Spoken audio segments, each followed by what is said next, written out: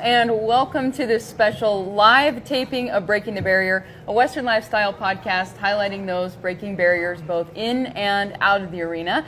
Today, we are recording live and on location at the world's largest fully irrigated farm show, Husker Harvest Days.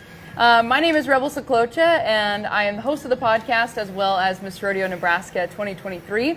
Today, we have the privilege of sitting down with Nebraska Rural Radio Association CEO Tim Marshall. Tim, thanks for joining us today. Hi, Rebel. Thank you for having me. So, traditionally on the podcast, I've gotten to catch up with folks who are primarily based within rodeo and the Western industry, but today we're going to take things back to our agricultural roots and learn about the mission of the Nebraska Rural Radio Association and how it continues to serve farmers and ranchers today. So as we start our conversation today, could you provide our listeners with a 10,000-foot view of what the company does and what it looks like today? Well, sure. As of today, we are 15 radio stations in 6 markets in the state of Nebraska with a rural radio network that also plays on 12 of our stations, and then we have an affiliate in Chadron. So we service agriculture, we provide service to rural communities in Nebraska, and it really is part of the mission of the overall Nebraska Rural Radio Association. So as we talk about people who have broken barriers within rodeo and the Western lifestyle, I think it's pretty safe to say that the association has broken barriers in agriculture and in media.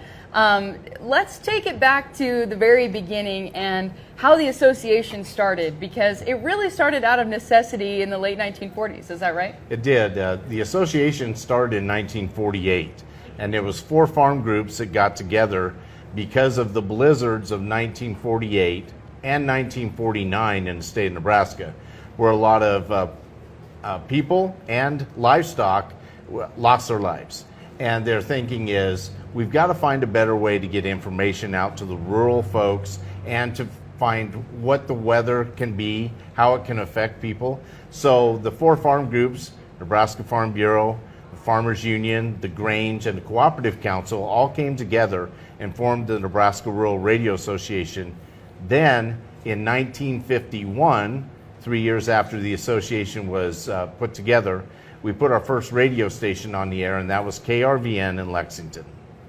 Absolutely. So in the early days, what was the initial reception like to the farmers and ranchers of the area, and how did they grow from there? Well, it was put together like a cooperative because there was no corporate ownership. So they would go to farmers and ranchers, and the seed money was $10 for everybody that would put in as a membership. Now, it's a non-dividend paying membership, but that's how it started, with $10 memberships from people, about 4,000 total as it grew, members of the Nebraska Rural Radio Association. And I think everybody realized that it was something that needed to happen, although, an AM radio station doing what we do now, back then, nobody was really doing that. Absolutely. How has that membership base, how did that guide the company initially, and how does that continue to influence the company today? Sure. Well, we still sell memberships. They're a whopping $25. Inflation. Lifetime membership at $25. And again, it's non-dividend paying, but I guess the big part about it is every time you turn on the radio, you get to hear that information, news, entertainment, sports, weather, markets, the things that you want that can help you do your job or help you as you do your lifestyle in the state of Nebraska. So it's very pertinent. Now, we've grown from the 1 AM radio station, KRVN. So right now, of the 15 stations that we have, 10 of them are FM stations. And so we are still giving that information as far as the markets and the ag information is concerned, but a lot more into the entertainment side with music.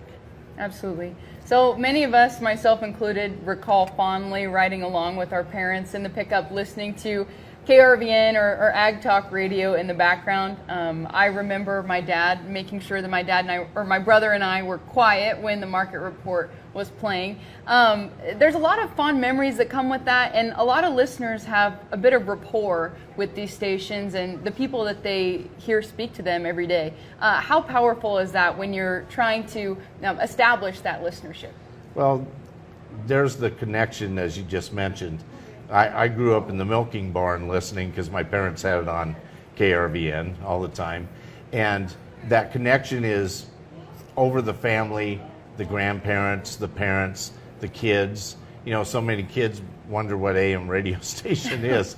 But if they grew up with their families listening to KRVN and some of our other AM stations, it's not odd for them to know exactly what we do. Absolutely. So as you know, you delve in outside of the Ag Talk radio space and you have more of these entertainment-based or music stations. How do those also contribute to their local communities? Well, like I say, in being in 6 markets or 6 communities in Nebraska, we have a connection with the University of Nebraska. 5 of our markets are Husker affiliates. Each one of the communities that we're in, we're doing high school sports on a Friday night or whatever night that the teams are playing. And then we're following along with 4-H and FFA. And so that starts in the younger, in the grade schools and all the way through high school. So the connection to the community is really strong because of the radio stations in those communities, but as a broad portion with the state of Nebraska, we really have a strong connection there. In fact, KRVN is the longest continuous Husker football affiliate in the state of Nebraska. And the key word continuous, some stations, maybe in Lincoln or Omaha, may have been an affiliate and then they weren't, but KRVN has been a Husker football affiliate since 1951. So what really started as a grassroots effort to make ag information more accessible has now turned into a hub for information for all Nebraskans, whether or not they have any skin in the game in production agriculture, and I think that's pretty cool. Yeah, it is. And you know, so much of the production agriculture, folks have roots in it as they go back further and further and further. So I think the main thing that we need to continue to do is to support our communities. You talk about rural Nebraska. It's not just agriculture out there, it's the lifestyle. There's a lot about rural living that you can tune on to one of our radio stations and find out about. So in the year 2023, when there is countless different avenues of media spilling at your fingertips, why is radio, and specifically ag radio, still relevant? It's about content. It's about what we do. It's about what we have on the air. Now, we also understand that we have to get into the different platforms that are available for people to get their content, whether it's a digital platform, we stream all of our radio stations. And I think the big part about it is we need to stay as relevant as we can, but our basis, our bread and butter, our core is radio. Absolutely. So in today's day and age, all we hear is the media this and the media that, and can the media be trusted? But coming from a company who has such trust from its listenership, how do you get and maintain that sort of trust when it comes to information? Well, a lot of it comes from the long time on-air people that we've had on the air. You know, if you've tuned in and you've been listening to the same personality for years, well, there's some trust right there. I think also it comes down to what are we putting on the air? We don't need to be first to broadcast some story. We want to make sure we get it right. And we're also going to give you some information that goes beyond what maybe you can find in just turning on your local cable program or a national cable program, because we'd like to think that we come across with not an agenda, but the way the world is, everybody's going to have an opinion. So we do the best that we can. We try to follow what we've always been doing, and then add a little bit more to it so we can continue to reach even younger listeners, because for us to grow, we've got to be able to continue to reach those listeners and give them something that they're interested in. When you look across the board, the fact of the matter is lots of local newspapers and media outlets are really struggling to continue and to serve their communities in that way. What would you like people to know about the importance of having a strong local media presence in their communities? Yeah, you're right about the newspapers, and it's sad. I mean, even though they are competition, you hate seeing that go away because it's just another source of local. And when you say local, what does that mean for people? Our folks that grew up, maybe in the 60s, 70s, and 80s, 90s, they were used to getting more local stuff, that local newspaper, maybe your picture from a basketball game on a Friday night or something like that, or you showing your calf at the county fair in the local paper. And those things are being phased out because of the corporate ownership of newspapers. And I guess what I'd like to get across, Rebel, is that we don't have a corporate ownership. And so we're not dictated by a corporate, here's what we need to do. Yes, we're going to be profitable in what we do because we're running a business here, but we're not coming down to the point where they say, you've got to make so much money, and so we're going to cut to get to the bottom line. So you get rid of the ability to show your localism there. And that's part of what radio has always been built on, is that local audience. Now KRVN signal is so big, we cover 2/3 of Nebraska and 2/3 of Kansas. So what might be local for one person in Lexington might not necessarily be exactly local for Norton, Kansas, but they can still hear us in Norton, Kansas. And so we try to do a more broad scope when you're looking at KRVN, but when you look at the other stations that are broadcasting for their local communities, it is so important to have in touch with the high school and the community. And that's what we still try to do, because we provide content and we have people that they know that they can count on at the radio station. Absolutely. So when you look back at the history of KRVN and starting with an Ag Talk radio station and growing to the size and scope that it is now, how do you remain true to your agricultural mission when you do have these different stations carrying more entertainment-based content? Yeah, that it's part of what we do. Over the years, and I've been in radio for 40 years and worked at other stations, that as maybe some revenues might have gone down from the ag side, and their farm director retired, they didn't replace them. And that's not what we do. I mean, we have 5 farm directors in our company, so we're getting ag information from a lot of different areas of the state because of where they're located at. But really, again, why do people listen? Well, they want to either be entertained or they want content. And entertainment's a lot easier, playing music, but we have great on-air announcers for that. But we have to provide content. And if you don't have content that people want to hear, you're done as far as the radio station is concerned.